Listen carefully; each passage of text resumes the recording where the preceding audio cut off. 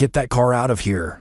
Now. The voice cut through the morning air like a siren, sharp, commanding, disrespectful.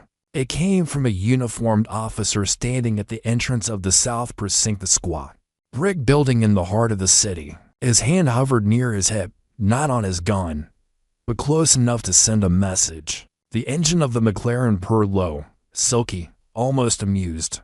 The driver's door lifted upward gullwing style.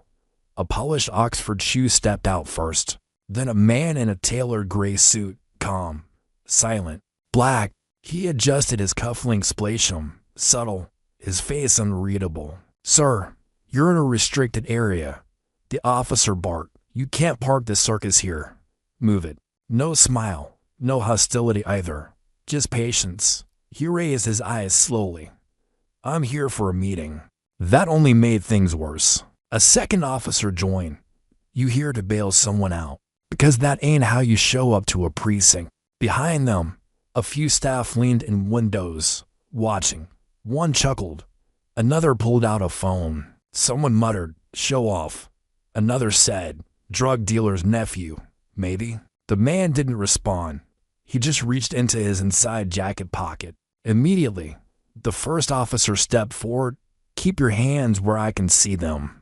The gesture froze, not fear, just recognition of the weight carried by skin color and assumptions. What would you do if showing up successful made you look suspicious? What would run through your mind if every step you took toward a public building triggered hostility? Because that's exactly what he felt. Not anger, not yet, but something deeper.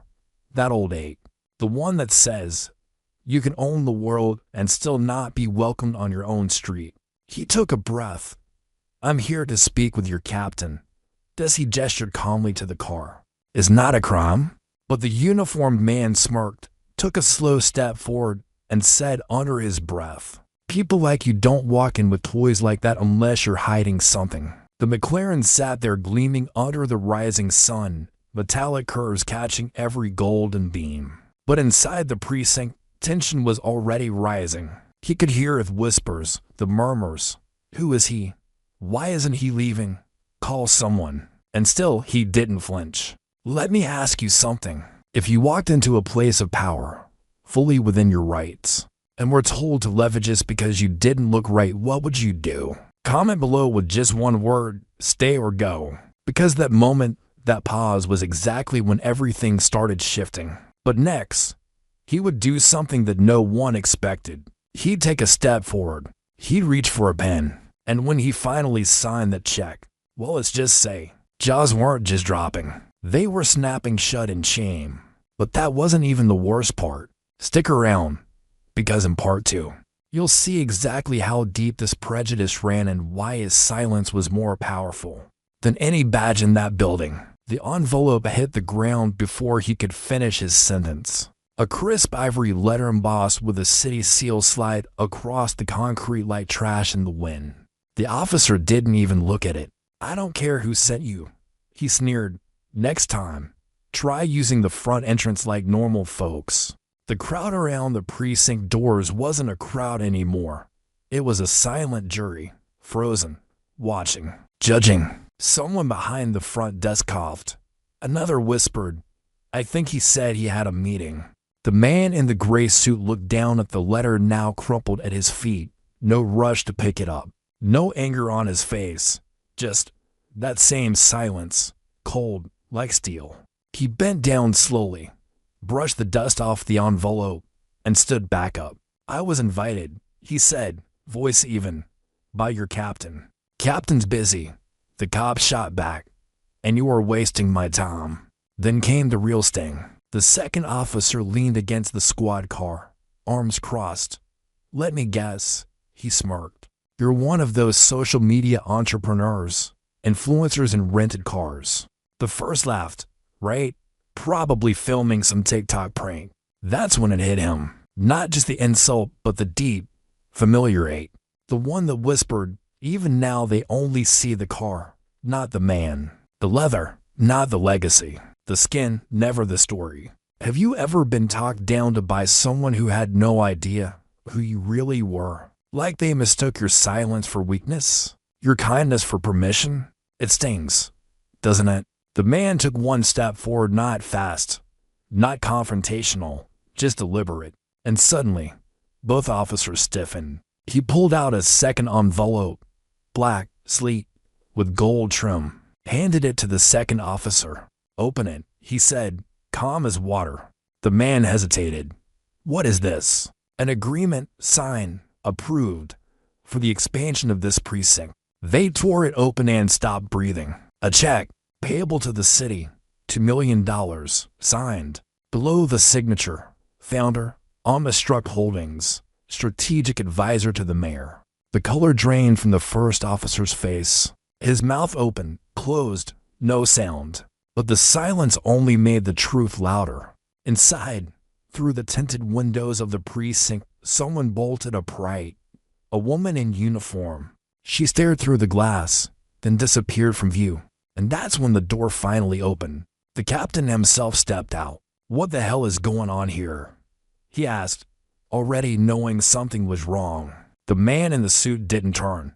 He just looked ahead, eyes steady, still holding the crumpled invitation. He didn't need to yell, didn't need to explain, because every whisper behind him had already changed. "Wait, that's him." Struck. "No way. Let me ask you something. Have you ever watched someone realize at a Latif that they just insulted the wrong person? If you were him, would you accept their apology, or let the silence say everything? Comment below, accept or walk away. Because what came next wouldn't just silence the precinct, it would shift the power in the entire city. And that's exactly why you need to hear what happened inside that office, what the captain said, what he offered, and how, with one sentence, the black CEO took control of the room without raising his voice. The captain's boots echoed as he crossed the concrete floor, heavy, deliberate, trying to reassert control. But no one was fooled. Not the clerks frozen at their desks, not the junior officers lining the hallway, and definitely not the man in the suit. He didn't flinch, didn't move, didn't even offer his hand. "Sir," the captain began, voice tight with forced politeness, "if there's been any misunderstanding." There was no misunderstanding, the CEO said quietly. The room held its breath. "Your men saw a car. They saw a skin. They didn't ask a single question." The silence cracked louder than any shout. One of the officers from earlier tried to speak. "We didn't know." But the captain raised a hand, cutting him off. "That's enough." The man in the suit stepped forward slowly. He placed the crumpled letter on the captain's desk like evidence. "My team reached out 2 weeks ago. Your department requested assistance with funding the new trauma response unit. We agreed. Today was our scheduled walkthrough." The captain shifted, clearly caught. The weight of real power pressed into the room like gravity. Behind him, one of the junior staffers pulled up the email log. The CEO's name was there, cleared, flagged for special access. The email was labeled, "Confirmed, strategic donor visit July 9th. He waited, not for an apology, not for some speech, just to see how long they'd sit in their own discomfort. Because sometimes silence is the punishment. But still hadn't come for war, not today. He let the captain squirm for another few seconds. Then finally, he said, "Shall we begin the tour?" It was the captain's turn to nod, subdued. "Yes, of course." As they moved through the precinct, everything changed. The same officers who mocked him now walked the steps behind. The same desks where whispers flew were now straightened, their owners looking busy, avoiding eye contact. It wasn't just respect, it was realization. He wasn't just a donor, he was the future of their funding. He could have burned this place to the ground with a phone call, and instead, he stayed. "Let me ask you something. If you had the power to humiliate those who humiliated you, but chose not to, how would that make you? Weak, or something much, much stronger? Type strong if you believe restraint is power, or revenge if you give them what they deserve." Because just when you think this man had shown the extent of his control, he did something no one expected. He paused in front of the precinct's mission plaque, the one engraved with the words, "Integrity, Service to Quality." And he turned. "Captain, he said softly. Those words don't mean much on metal. He reached into his coat one final time, pulled out a folded form, and handed it over. A funding revision. Clause 7B. Mandatory bias training for all precinct officers, supervised by independent auditors. Clause 8A. Funding is contingent on full staff compliance. Clause 9C. Monthly public transparency report signed by the strategic advisor to the mayor. The captain blinked. You still want to fund us? He asked. The CEO just smiled, the kind of smile that's been sharpened by years of being underestimated. I don't want to fund you, he said. I want to fix you. And that was just the beginning, because in part 4, you'll see what happened when the city press got wind of the confrontation. How this man's silence turned into a headline that made national news. But before we get there, I know life's busy. Maybe you're watching this between errands. Maybe your break's almost over. If you need to go, hit subscribe so YouTube reminds you to finish this later. You won't want to miss the twist that shook this precinct and the city wide open. Before I tell you what happened when the headlines exploded, I know you might be busy. Maybe someone's calling.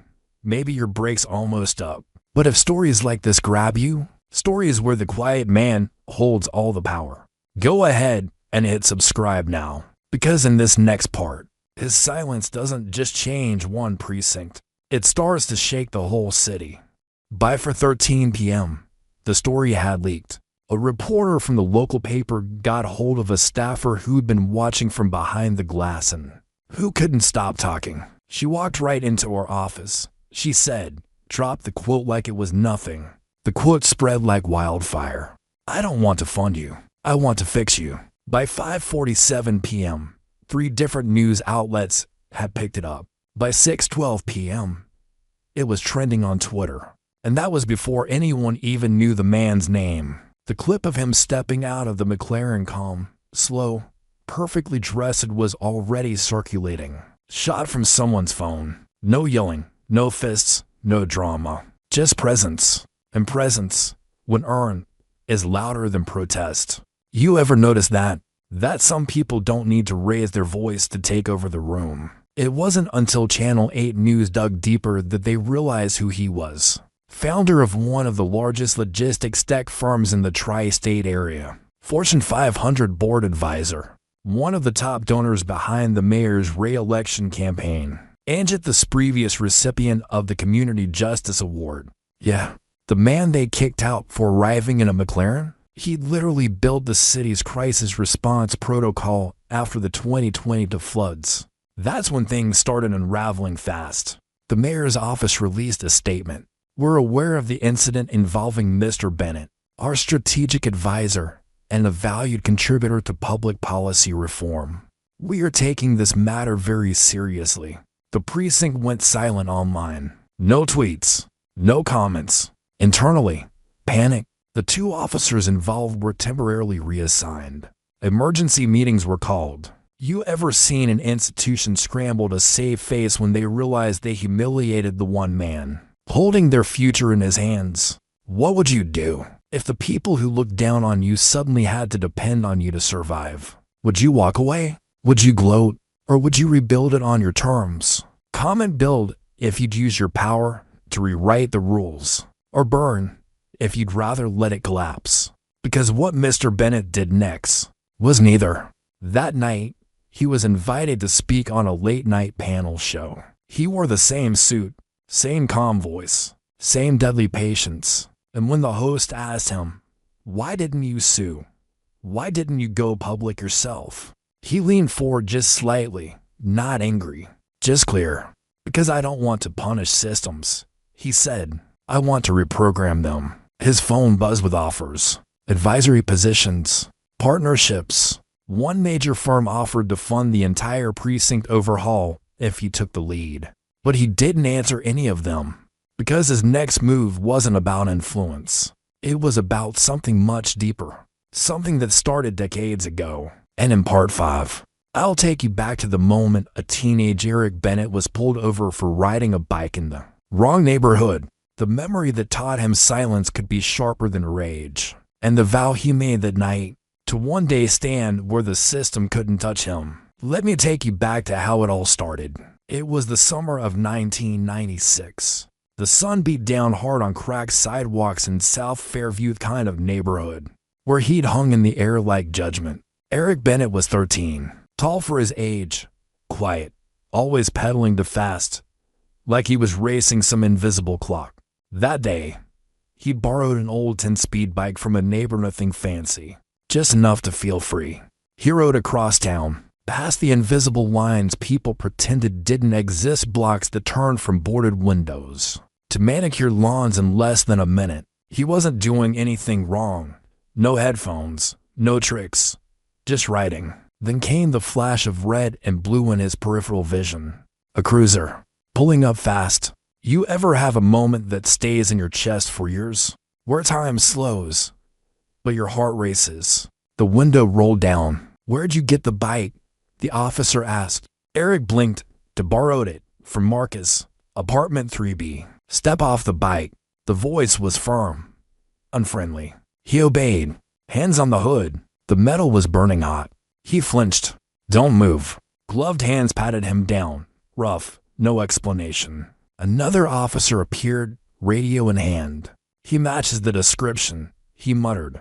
Eric wanted to ask, "What description?" But even at 13, he knew better. They asked no more questions. They didn't call Marcus. They just opened the cruiser door. And in that moment, with the whole street watching, felt something snap. Not his pride, his belief. His belief that if he played by the rules, the world would treat him fairly.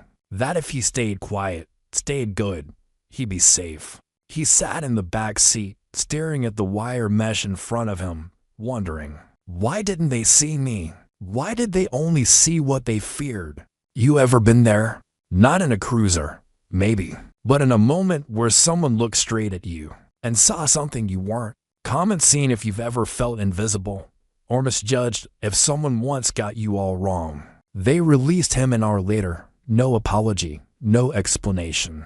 Just be careful where you ride, kid. He never forgot that. Didn't cry, didn't rage, but that night, he wrote something in a notebook he never showed anyone. A sentence, just one. "One day I'll walk into every room they said I didn't belong in." And from that day forward, he wasn't just smart, he was relentless. Scholarship after scholarship, night jobs, coding boot camps, business school by 21. First startup sold at 23. Every deal, every investor pitch, every sleepless night, rooted in the promise he made the day that they would see him. Not because he raised his voice, but because they couldn't ignore him anymore. And that's why, decades later, when he stood calmly at the front desk of that police precinct, it wasn't his first confrontation with blind authority. It was the full circle moment he'd been building towards since age 13. But the next part, that was where things got personal. Because in part 6, the very officer who humiliated him came back into the story.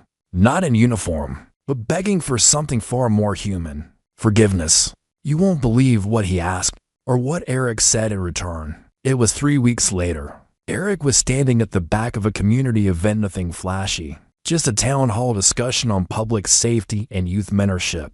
He wasn't on the stage. He'd already spoken, already handed over a 7-figure donation. Now, he stood by the exit, speaking quietly with a few organizers, sipping black coffee from a paper cup.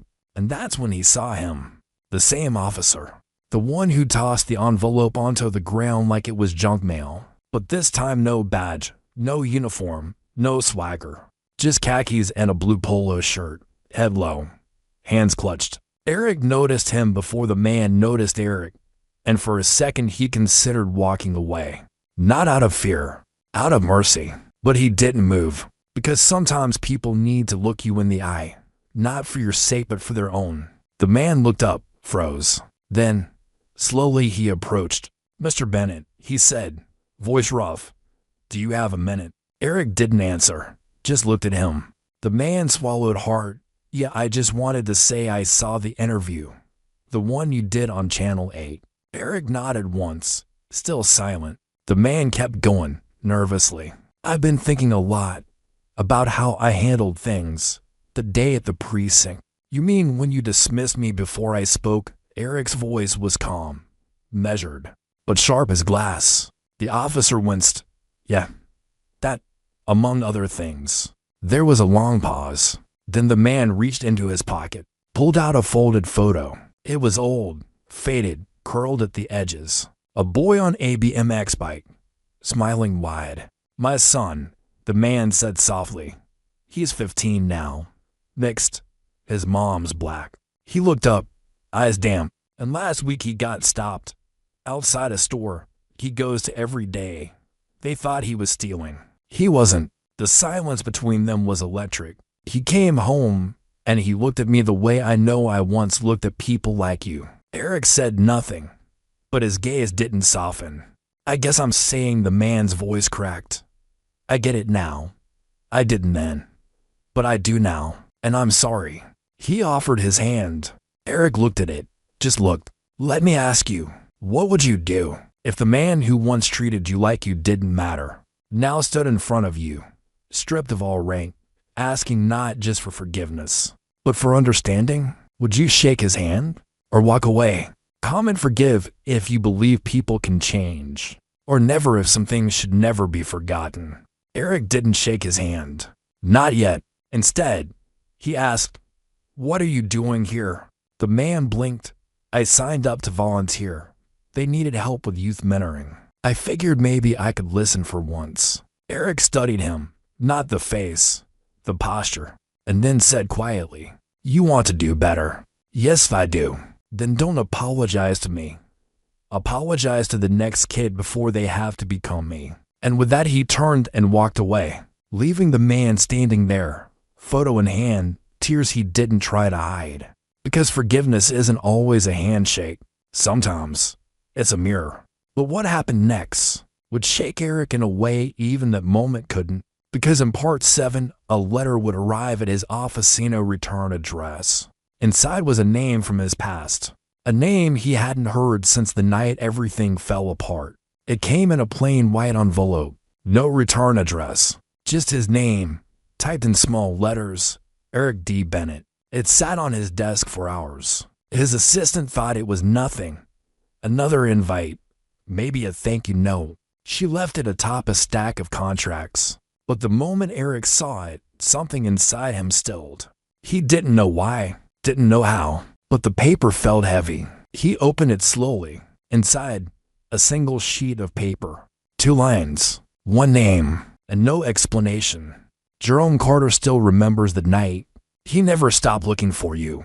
Eric's hands froze. His chest didn't move. For a long moment, he just stared at the words. Not printed, typed, old typewriter ink, slightly misaligned letters.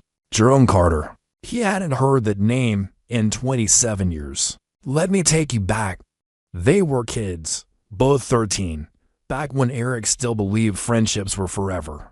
Jerome was his best friend, rode bikes with him, shared sandwiches with him, protected him, until that one night, the night Eric was pulled into the cruiser and Jerome wasn't. The officers only took one of them, only questioned one of them, and when Eric got out hours later, Jerome was gone, vanished. No explanation, no goodbye, just absence. Eric had spent months trying to find him, but in a world without smartphones, without social media, without power, sometimes absence becomes erasure. He buried it, moved on, or so he thought.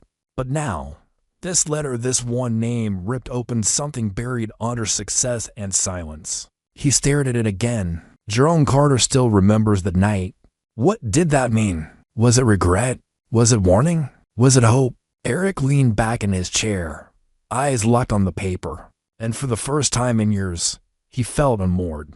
He wasn't the man in the tailored suit anymore. He wasn't the CEO or the strategist. He was that kid again, sitting on a curb, waiting for someone who never came back. You ever feel that? Like your past isn't done with you. Like no matter how far you climb, some pieces of you stay trapped in a night long gone. What would you do if the one person who disappeared when you needed them most suddenly reached out? Would you follow that thread or let sleeping ghosts lie? Type reach out if you believe some doors should be reopened, or bury it if some silences are better left untouched. Eric didn't speak, didn't tell his team, didn't cancel his meetings. But that night, after the city slept, he sat in his study with that letter under a single desk lamp, and he began to write a name on a notepad.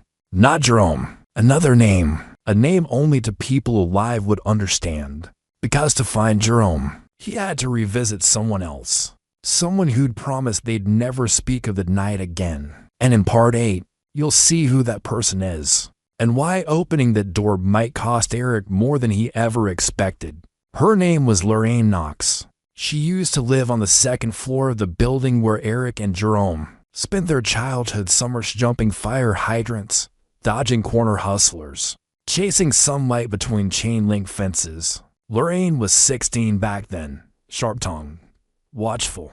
Everyone in the neighborhood called her Hawkeyes, because Lorraine didn't miss a thing. And on the night Eric got pulled into the cruiser, she was watching. But back then, she'd stayed silent. And now, after almost 3 decades, Eric needed her memory. Not the official version, not what the city filed. The truth. He found her the old-fashioned way through layers of whispers and borrowed favors. A retired teacher in a Newark charter school, still fierce, still proud, still didn't know anyone anything. She met him at a diner just off the highway. Booth by the window, coffee black. Didn't think I'd see you again, she said, stirring sugar slowly. You turned out polished. Eric smiled faintly. You always said I'd either end up in cuffs or in Congress. She chuckled, still time for both. They sat in silence for a moment, the air between them not cold, just waited. Then Eric slid the envelope across the table. Her eyes scanned the paper, paused at the name, Jerome Carter. Her hand tightened on the spoon. You remember? He asked. She looked up, eyes sharp. Of course I remember. That night changed everything. You saw what happened. She nodded. I saw them take you, saw Jerome freeze. He didn't run, didn't move, just stood there like his soul left his body. Eric swallowed hard. He tried to get help, Lorraine said, knocked on doors. Yours, mine. The Garcias downstairs. No one opened. Everyone was scared. Cops were jumpy that summer. Eric leaned forward. Then what? He disappeared, she said, but not because he wanted to. She reached into her purse, pulled out an old photography load edges, tape on one corner. It showed Jerome, younger, smiling. But the back had something scribbled in red ink. Knox, if anything happens, tell Eric I didn't leave him. Eric's throat caught. I found that on my windowsill. Lorraine whispered. Day after you got taken, I kept it. Didn't know why. Why didn't you ever tell me? She looked away. Because we all thought he was dead. Eric's hand trembled as he turned the photo over again. The writing, it was definitely Jerome's. Suddenly, the typed letter made sense. Jerome hadn't just vanished. He'd been taken away. Not by death. By somebody or something trying to erase what he saw that night. You ever wonder how many people disappear? Not because they're gone, but because someone made sure they stayed invisible. Would you dig deeper? Even if the truth risks shaking everything you've built. Comment dig if you believe some truths must be uncovered, no matter the cost. Or let go if you'd rather protect the life you have. Eric slid the photo into his jacket pocket. Looked Lorraine in the eyes. Do you know who took him? She hesitated. Then, with a voice like stone, she said, I don't know who, but I know where to start. And she pulled out an address, a name written in block letters. Detective Wallace Grant, retired, last precinct, South Fairview. Eric stared at it, because that name was on the original arrest report from 1996. And in part 9, he's going back to the one place he swore he'd never return to. The place where silence began. But this time, he's not 13, and he's not alone. The door creaked open slower than it should have. Old hinges, older house. A one-story brick home on the edge of South Fairview faded siding. Overgrown lawn, but curtains still drawn neat. Detective Wallace Grant had retired 20 years ago, but the shadows around his name never did. Eric stood on the porch in silence, dressed not in power but in purpose. No suit, no bodyguards. Just a black turtleneck, dark jeans, and an envelope in his hand. He could have sent lawyers. He could have made calls. But some ghosts you face in person. The man who opened the door was smaller than memory. White, wrinkled, breathing heavy through a portable oxygen tube. But his eye-steel blue were still sharp. He didn't speak, didn't smile, just stepped aside. Eric entered. No pleasantries, no offer of coffee. They sat across from each other in a quiet living room. Wallpaper yellowing around old photos of police graduations and family barbecues. Then Eric placed the envelope on the table. Grant stared at it, then back at him. "You came all this way to ask about Jerome," the old man rasped. Eric's jaw tensed. "So you remember." "I remember everything," Grant said, "because they made me remember every damn day." Eric's eyes narrowed. "They?" Grant gave a dry cough, then nodded toward the window blinds. "The brass, the boys upstairs. You think you were the only one they tried to erase." Eric stayed silent. Grant continued. "Jerome Carter, he wasn't taken because he ran. He was taken because he watched. He saw what we did to you. He asked questions, loud ones. He leaned forward, wheezing. And when a black kid starts asking questions in the wrong precinct, with no badge to protect him, they make him disappear." Eric's hands clenched. "And you let them?" Grant didn't flinch. "I was a coward," he said. "Thought I was protecting my pension, my house, my wife." He looked down. "But I buried a boy that night, not literally. Worse, I buried his voice." There was a long silence. Then Grant pulled a box from beneath the table. Old, locked. He opened it with a key that shook in his hand. Inside, reports, memos, photocopies, a cassette tape. "You're not the only one who kept receipts," he muttered. He slid it across. Eric opened the folder, and there buried beneath layers of police jargon was a copy of a transfer request, dated 3 weeks after the incident, signed by an unnamed party. Destination, a state juvenile center for counties away. Name, Jerome Carter, alias, unidentified minor for 7B. Eric blinked. They changed his name. They buried it under system codes, Grant said. Never filed it publicly. You'd never find him without this. Eric's throat tightened. Is he still alive? Grant looked away. I don't know. But if he is, you're the only one with a shot of finding him now. Let me ask you something. If someone handed you the truth after 3 decades of silence, would you use it? Even if it meant digging up pain no one else dared touch? Come and search if you'd follow the trail. Or stop if the cost is too high. Eric stood slowly, took the folder, the tape. He looked at Grant one last time. You're not forgiven, he said, but maybe you're finally useful. He walked out. The sun hit his face, but inside his chest an old storm began to rise. Because in part 10, Eric follows the paper trail, and what he finds next isn't just about Jerome. It's about a secret file tied to a program that was never supposed to exist. The folder smelled like old ink and rust. Eric laid its contents across his glass desk, documents stained yellow, dates faded, corners brittle with time. But what caught his eye wasn't the transfer form. It was the memo clip behind it. A single phrase in bold black ink.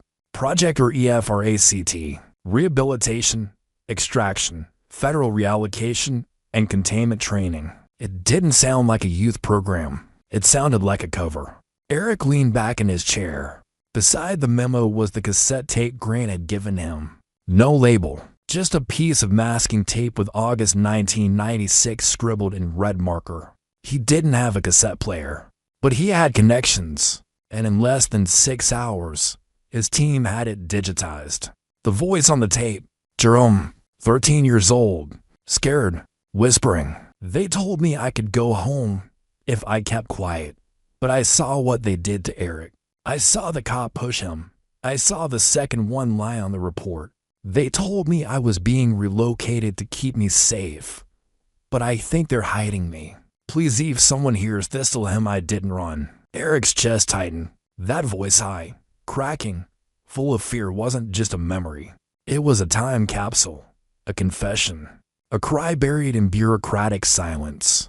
You ever stumble on proof so real, so raw, that it reorders how you remember everything? Like your worst suspicion wasn't paranoia, it was prophecy. He scanned the rest of the folder. References to a containment facility. Not a prison, but something close. A rehabilitation camp in upstate New York, decommissioned in early 2000. The official reports called it a behavioral reform center. But according to internal memos, it was used to re-educate minors whose knowledge could destabilize ongoing investigations. Eric sat with that sentence. Re-educate minors. That's what they called it. What they did to Jerome, and probably others. Let me ask you something. If the system didn't just fail you but actively tried to erase you, would you expose it? Even if it meant dragging powerful names into the light? Even if it meant risking everything you'd built? Comment expose if you'd blow the lid off it, or protect if you'd rather keep your empire intact. Eric made his choice before the tape even finished. He stood, picked up his phone, dialed a number only 3 people in the city had. It rang once. Mayor Tallon speaking. Eric's voice was ice. We need to talk, not as friends, as men who've looked the other way long enough. There was silence on the line. Then, you found something, didn't you? I found everything. 2 hours later, Eric walked into City Hall with a folder under one arm. He didn't use the front door, didn't wait in the lobby. The security guards didn't even check him. Because when the system knows it's guilty, it doesn't question the man holding the evidence. But the conversation inside wasn't just about justice. It was about exposure. Because in Part 11, the mayor will offer him a deal. One that would bury the entire program. In exchange for something Eric never thought he'd consider. Power. Real power. The kind that comes with a seat behind the curtain. But the question is, will he take it? The mayor's office was too quiet. No aides, no press. Just Mayor Tallon standing by the window, staring down at the city as if it belonged to him. Eric stepped inside. No handshake, no smile. He dropped the folder on the glass table between them. You already know what's in there, Eric said, but you don't know what's next. Tallon turned, slow and calculated. He didn't look surprised. He looked tired. I had a feeling this would surface eventually, the mayor said, but not from you. Eric didn't blink. I didn't come here to ask for anything. Good, Tallon replied, because I'm not offering an apology. He walked over, opened the folder, skimmed the contents. The memo, the tape, the project or EFERACT directive. He sighed. You realize if this leaks, it won't just take down the department. It'll scorch the entire administration. Half the people behind this are dead. The other half are donors, sitting senators, retired judges. I know, Eric said. That's why I'm here. The mayor paused, studied him. You want revenge? No. Then what? Eric leaned in. I want accountability, real reform, real audits, restitution for anyone buried by that program. Tallon raised an eyebrow. That's not a small request. I don't make small requests. The mayor nodded, then walked to a cabinet, pulled out a sealed envelope, slid it across the table. Or, he said, you take this. Eric didn't touch it. What is it? Tallon's voice lowered. A seat, not just at the table. Behind the curtain, policy advisor for statewide justice reform. Unlimited funding, no oversight. You rewrite the system your way quietly. Eric stared at the envelope, the weight of it, the silence beneath it. You're offering me power in exchange for silence. I'm offering you access, influence, leverage. If you go public, they'll bury you in litigation for years. You'll lose momentum, investors. The next mayor won't take your calls. And if I take this, you get to change things from the inside, slowly, permanently. There it was, the choice, not between good and evil, but between legacy and justice, between playing the game or flipping the damn table. Let me ask you something. If you could change the world quietly, methodically, permanently, but had to let the truth stay buried, would you do it? Or would you risk it all to make the system confess? Comment inside if you take the power, or expose if the truth deserves the light. Eric picked up the envelope, felt the weight, The paper was thick. The offer was real.